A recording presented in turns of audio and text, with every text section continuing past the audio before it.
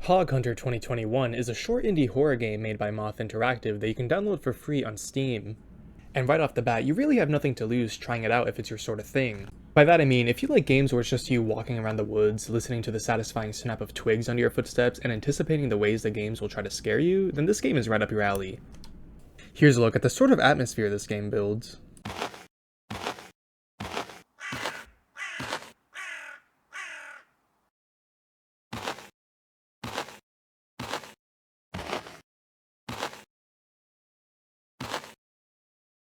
And I wasn't kidding when I said this game is super short. Getting one of the endings took me a little over 10 minutes, and yeah, there's multiple endings.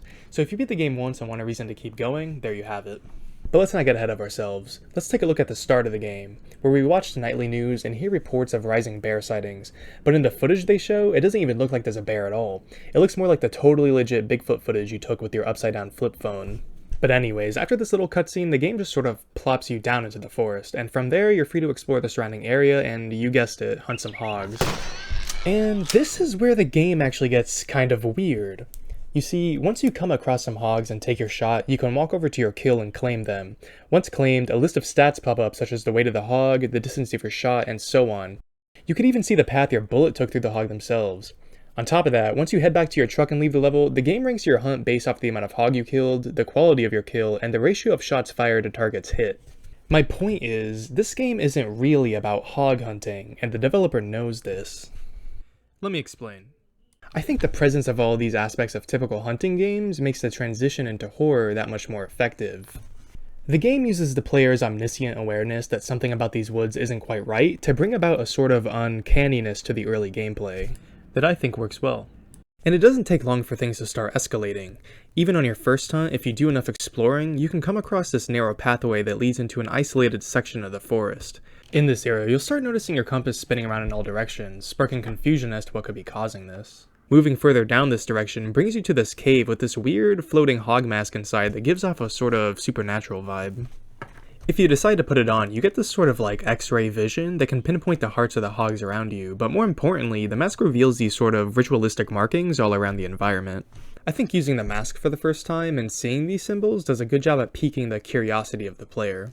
And as the game leads into night during your second hunt, you'll definitely feel a bit more on edge.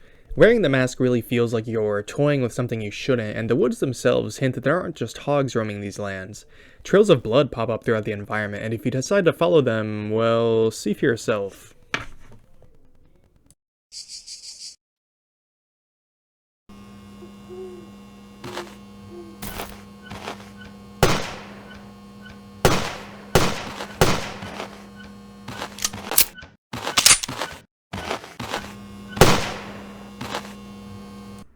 So yeah, you come across this Wendigo thing, and at this point you can get 3 endings depending on if you kill the Wendigo kills you, or you escape.